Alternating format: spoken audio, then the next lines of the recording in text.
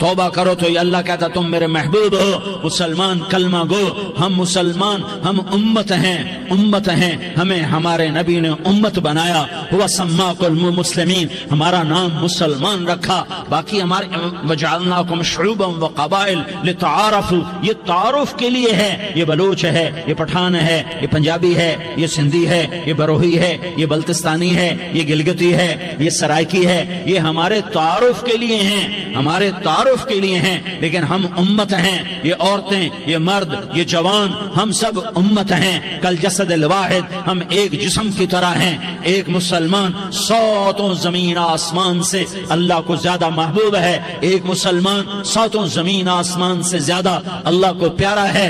نافرمان برداروں کی بات تو فرمان برداروں کی ہے، نافرمانوں کو میرا اللہ، میرا آپ کا اللہ کہتا ہے یا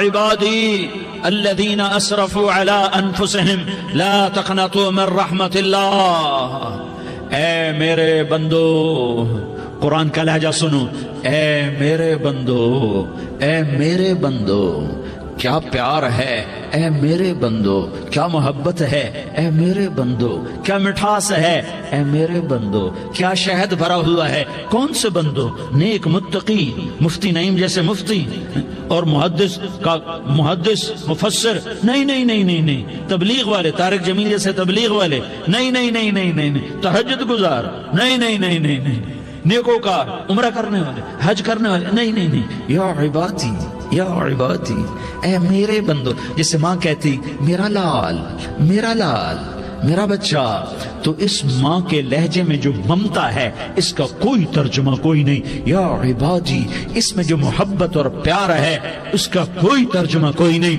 اے میرے بندو، اس لہجے میں نہیں، اے میرے بندو، اے میرے بندو، اے میرے، جیسے ماں کہتی میرا لال، میرا بچہ، میرا بیٹا، میرا چاند، تو اس میں کیا محبت ٹپک رہی ہوتی ہے، کیا شہد کھلا ہوتا ہے، اس کا کون ترجمہ کرے؟ تو میرا اللہ کیا کہہ رہا ہے، اے میرے بندو، کون سے بندے؟ لیاری کے متقی، تہجد گزار، مرد عورت، نہیں، الذین اسرفوا علی انفسہم،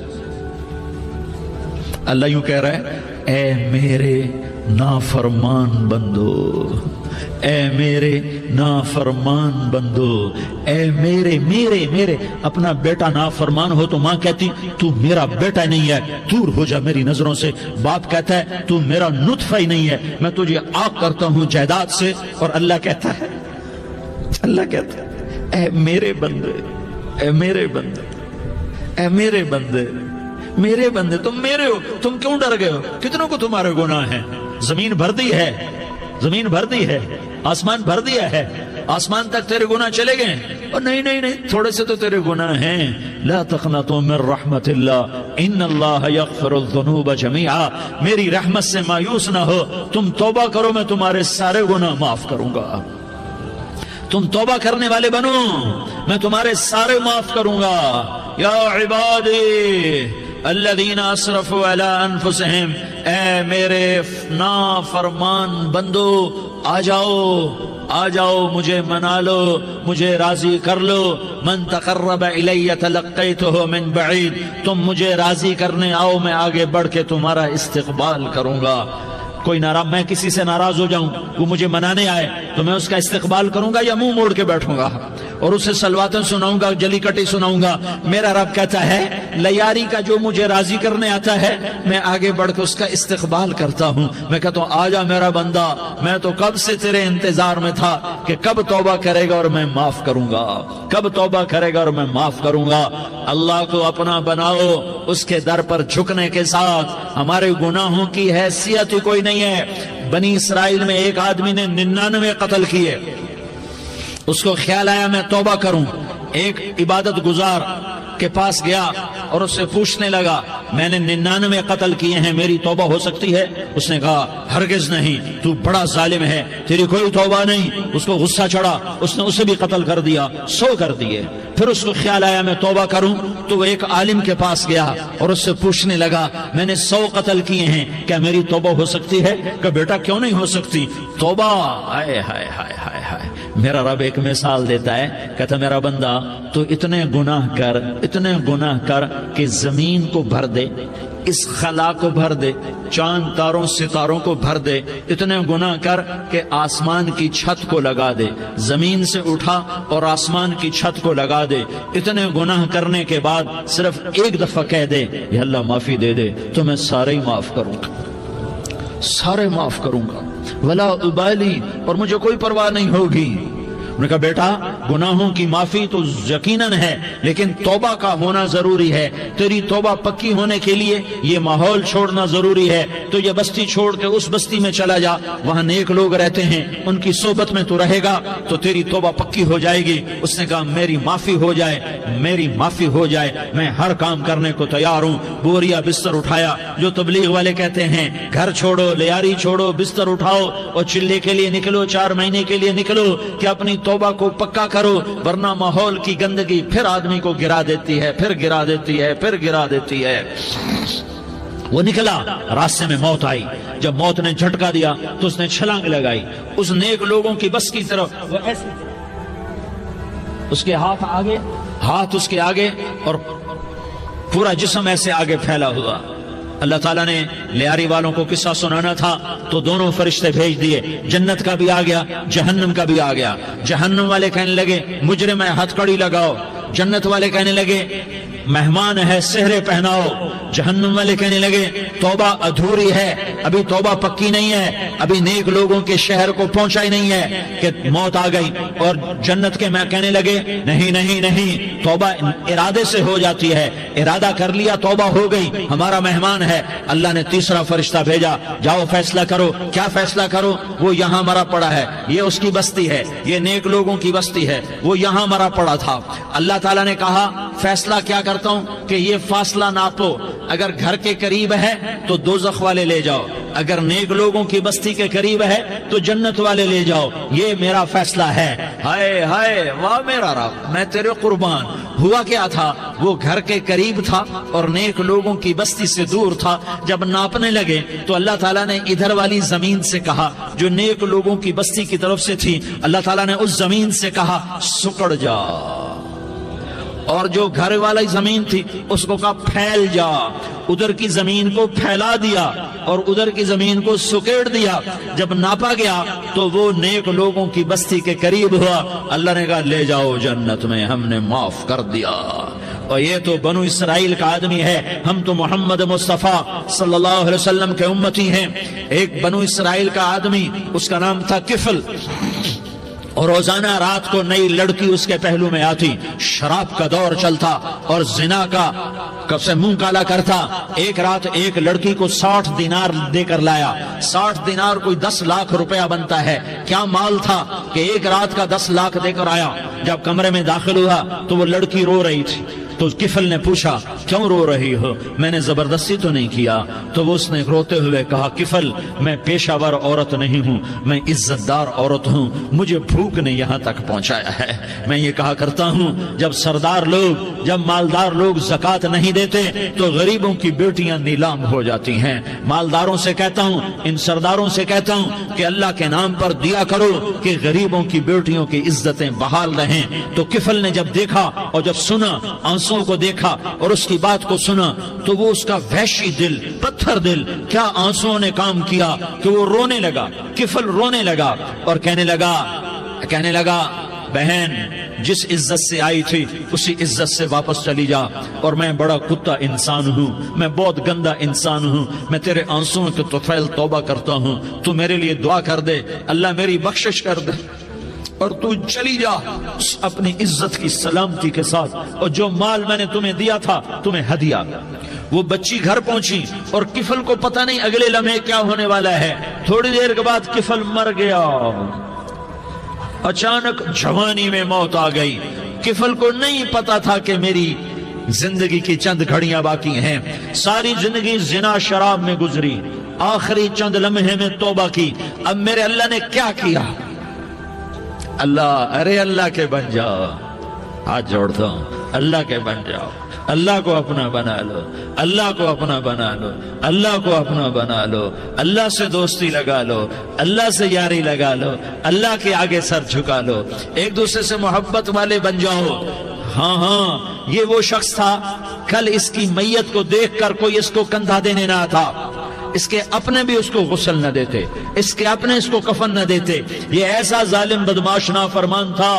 ہاں ہاں، سنو سنو، کفل موسیٰ علیہ السلام کا امتی، طارق جمیل محمد مصطفیٰ کا امتی، سردار عزیر محمد مصطفیٰ کا امتی، ہمارے پیچھے محمد مصطفیٰ کے آنسو ہیں، آہیں ہیں، سسکیاں ہیں، فریادیں ہیں، دعائیں ہیں۔ یہ بنی اسرائیل کے گناہگار کے لیے کیا کر دیا، کیا کر دیا، کیا کر دیا۔ اگر یہ صبح پایا جاتا مردہ تو اس کا کوئی کندھا دینے والا نہ ہوتا، نہلانے والا نہ ہوتا، اسے پتھروں میں دبا دیتے۔ صبح ہوئی تو لوگوں نے دیکھا کفل کے دروازے پر بہت بڑا جیسے بینر لگا دیا جاتا ہے، پورا بینر لگا ہوا تھا، کفل کے دروازے پر لکھا ہوا تھا ان اللہ قد غفر للکفل، لوگوں اللہ نے کفل کو معاف کر دیا۔ کیا مطلب تھا معاف کر دیا؟ کہ جاؤ جنازہ پڑھو، جاؤ دفن کرو، جاؤ غسل دو، جاؤ کفن دو، میں نے کفل کو معاف کر دیا۔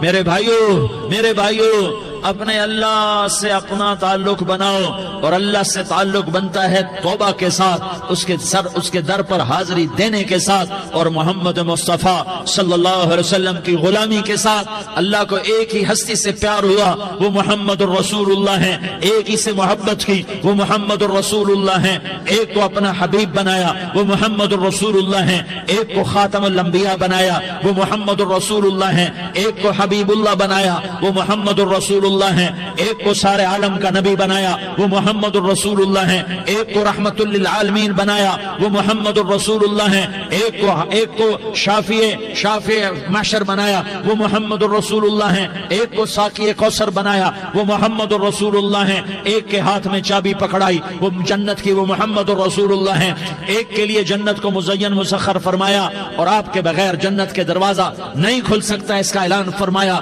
وہ محمد الرسول اللہ ہیں۔ اللہ سے جڑنے کا سردار عزیر ہو یا اس کا گن مین ہو، طارق جمیل ہو یا اس کا ملازم ہو، دونوں کے لیے ایک ہی راستہ ہے، ایک ہی راستہ ہے، ایک ہی راستہ ہے۔ یہ میری بہنیں جو جمع ہیں، ان کے لیے ایک ہی راستہ ہے کہ حضرت محمد مصطفیٰ صلی اللہ علیہ وسلم کی غلامی میں آ جائیں، ان کے طریقوں پر آ جائیں، ان کے راستوں پر آ جائیں، ان کی زندگی کو اپنی زندگی بنا لیں۔ میرے نبی کی زندگی محفوظ ہے، یہ کائنات کا سب سے افضل، سب سے اعلیٰ، سب سے برتر، سب سے اجمل، سب سے اکمل، سب سے ابہا، سب سے انور، سب سے اتم، سب سے اجل، سب سے انور، سب سے کمال والا، جمال والا، حسن والا، محمد بن عبداللہ بن عبد المطلب بن ہاشم بن عبد مناف بن قصی بن کلاب بن مرہ بن کعب بن لوی بن غالب بن فہر بن مالک بن نضر بن کنانہ بن خزیمہ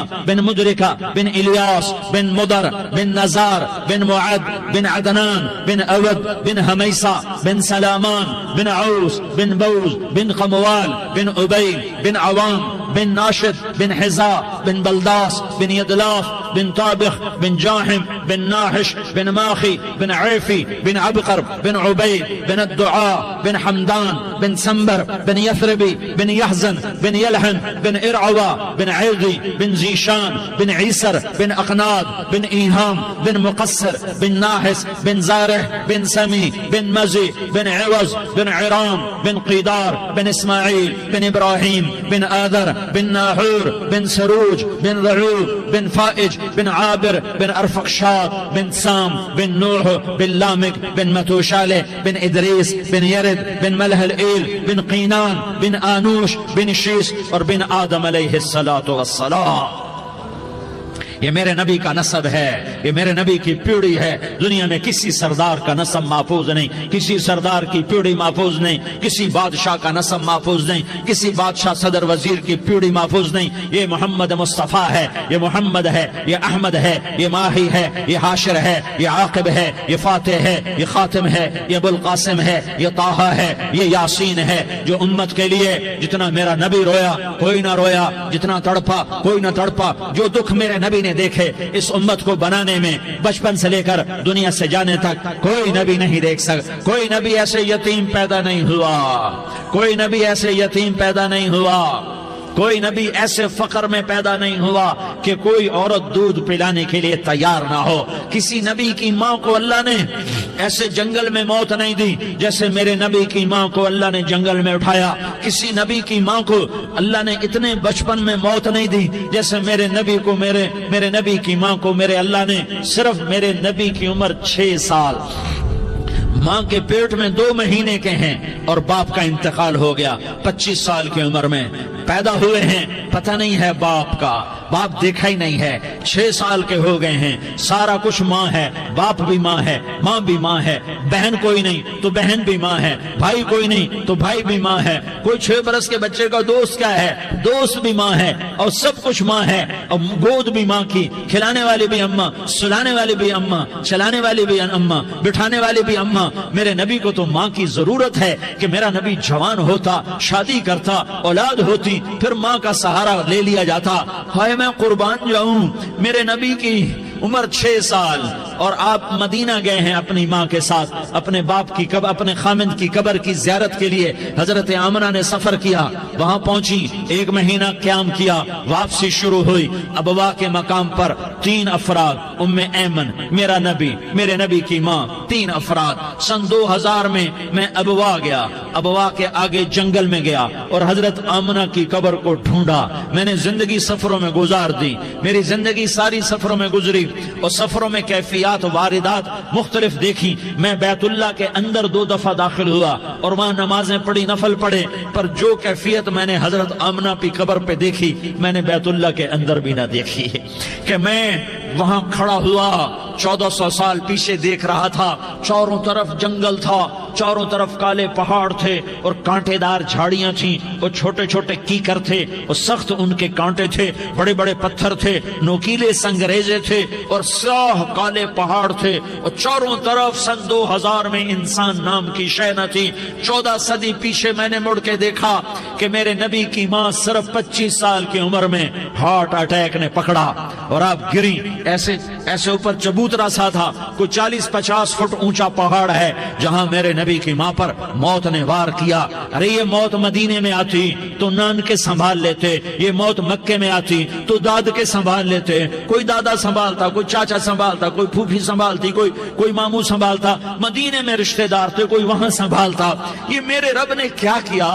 یہ لیاری والوں کو پیغام دیا کہ دیکھو دیکھو اپنے نبی کے مصائب دیکھو، تم جھک جاؤ، سہ جاؤ اللہ اور اس کے رسول کی رضا میں پی جاؤ، سہ جاؤ تو تمہیں عزت کے تاج مقدر، تمہیں کامیابی مقدر، تمہیں عزت مبارک، تمہیں کامیابی مبارک، تمہیں رحمت مبارک، تمہیں جنت مبارک، تمہیں اللہ کی رضا مبارک.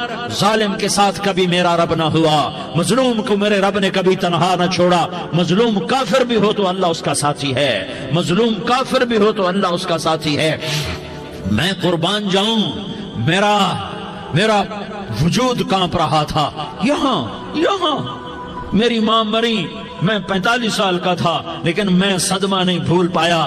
اور میرے نبی کی عمر تو صرف 6 سال اور ماں کو اٹیک ہوا اور ماں گری ہیں اور تڑپی ہیں اور پہلو بدلے اور بولا نہیں جاتا اور اللہ کے نبی اماں کہتے ہیں، آگے جواب نہیں آتا ہے، ماتھے پہ پسینہ ہے. اور مجھے ہارٹ اٹیک ہوا، اس لیے میں کہتا ہوں کہ ہارٹ اٹیک ہوا ہوگا حضرت آمنہ کو، کسی کتاب میں نہیں پڑھا. جو کیفیت ان پر آئی اس سے میں قیاس کرتا ہوں کہ ہارٹ اٹیک ہوا ہوگا حضرت آمنہ کو. پسینہ ہے، بولا نہیں جا رہا اور ایسے تڑپ رہی ہیں اور پہلو بدل رہی ہیں اور اللہ کے نبی सहमे हुए, डरे हुए, काश तुम वो जगह देखते। तुम लियारी के लाखों करोड़ों की आबादी में कैसे समझो कि मेरे नबी पर क्या आफत आई, क्या इम्तिहान आया। हटो बचो के शोर में तुम क्या समझोगे कि दो जहान के सरदार पे क्या क़यामत टूटी है। क्या दुख नहीं देखा, क्या दुख नहीं देखा। अरे दुखी बन के मर जाओ, तुम्हें जन्नत की बशारत हो, तुम्हें कामयाबियां मुबारक हो। जालिम बन के न मरना, जालिम बन के न मरना, वरना मौत का एक दर्द तुम्हें हर कुछ भुला देगा, मौत का एक झटका सब कुछ भुला देगा, कब्र के अंधेर कोठड़ी सब कुछ भुला के रख देगी। फिर मेरे नबी कहते अम्मा अम्मा, जवाब ना आया। फिर माँ ने हिम्मत को जमा किया और चंद बोल बोले, बेटा कुल्लु हय्यिन मय्यित व कुल्लु जदीदिन बाल व इन्नी वलदतु तुहरा। ये मेरे नबी की माँ के अल्फाज थे। बेटा हर जवानी ने ढलना है और हर जिंदा ने मरना है। मुझे लगता है मेरा वक्त पूरा हो चुका है, लेकिन मैंने एक बच्चे को जन्म दिया है जो सारी कायनात को पाक कर देगा, रोशन कर देगा। और जान निकल गई और मेरा नबी माँ के सीने पे सर रखे रोया है और कोई आंसू पूछने वाला नहीं है। एक नौकरानी उम्मे ऐमन है, वो कहाँ तसल्लियां देती। कुछ लोगों ने आके कब्र बनाई, कब्र बना के जब पहाड़ से नीचे उतरे, कुछ 40-50 फुट का पहाड़ है, तो उम्मे ऐमन ने देखा अल्लाह के नबी गायब थे। 6 बरस का बच्चा, 6 बरस का बच्चा। उम्मे ऐमन पीछे हटी, पीछे हटी, तो आप ऊपर चढ़ के देखा तो अल्लाह के नबी माँ की कब्र को ऐसे चिमट कर पड़े, माँ की कब्र से चिमटे हुए ऐसे। और जब उम्मे ऐमन करीब आई तो मेरा नबी कह रहा था, अम्मा तुझे तो खबर थी, आए मेरा तेरे सिवा कोई न था, तू मुझे छोड़ के कहां चली गई। तुम उसके उम्मती हो जिसने मां की गोद से दुख देखने शुरू किए। तुम अपनी खुशियों के लिए औरों के चिराग बुझाते हो, तुम अपने घर आबाद करने के लिए औरों के घर बर्बाद करते हो। क्या मौत नहीं आई? क्या अल्लाह कहीं चला गया? क्या जहन्नम बुझ गई है? क्या जन्नत को आग लग गई है? अरे तू तो दो जहान का सरदार था, तुझे तो फूलों की सेज मिलती, तारों भरे तेरे लिए आसमाने होते, जिब्रील तेरे लिए खिदमत को उतरता, और यहाँ 6 साल का बच्चा। इन माओं से पूछो 6 साल के बच्चे की क्या जज्बात होते। बाप तो अक्सर बाहर रह जाते हैं, माओं से पूछो 6 बरस का बच्चा माँ की कब्र से लिपट कर पड़ा हुआ है। ये दो जहान का सरदार, ये मोहम्मद मुस्तफा, ये मोहम्मद, ये अहमद, ये माही, ये हाशिर, ये आकिब, ये फातिह, ये खातिम, ये अबुल कासिम, ये ताहा, ये यासीन, ये मुज़म्मिल, ये मुद्दस्सिर, ये रहमतुल लिल आलमीन, ये शाहिद, ये मुबश्शिर, ये नज़ीर, ये दाई इलल्लाह, ये सिराज मुनीर, ये हादी, ये महदी, ये राशिद, ये रशीद, ये नासिर, ये मंसूर, ये आमिर, ये नाही, ये मुंजी, ये मुदरी, ये कुरशी, ये मदनी, ये मक्की, ये हिजाजी, ये नजारी, ये मोहम्मद रसूलुल्लाह है, ये मोहम्मद मुस्तफा है। माँ की कब्र से चिमटा हुआ, अम्मा तुझे तो खबर थी मेरा तेरे सिवा कोई ना था, तू मुझे छोड़ के कहां चली गई, मैं तेरे बगैर किधर जाऊंगा। उम्मे ऐमन ने पकड़ा, उठो बेटा मोहम्मद।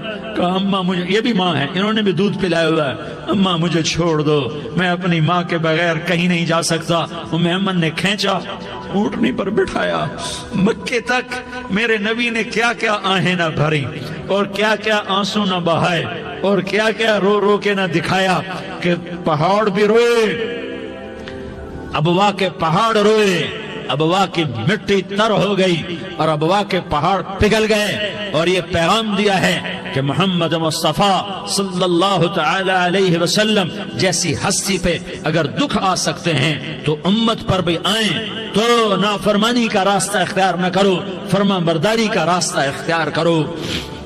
ये सदमा इतना गहरा था कि आप आखिरी हज पर तशरीफ ले गए, आपकी उम्र 63 साल हो चुकी है, 57 साल गुजर चुके हैं माँ को फौत हुए।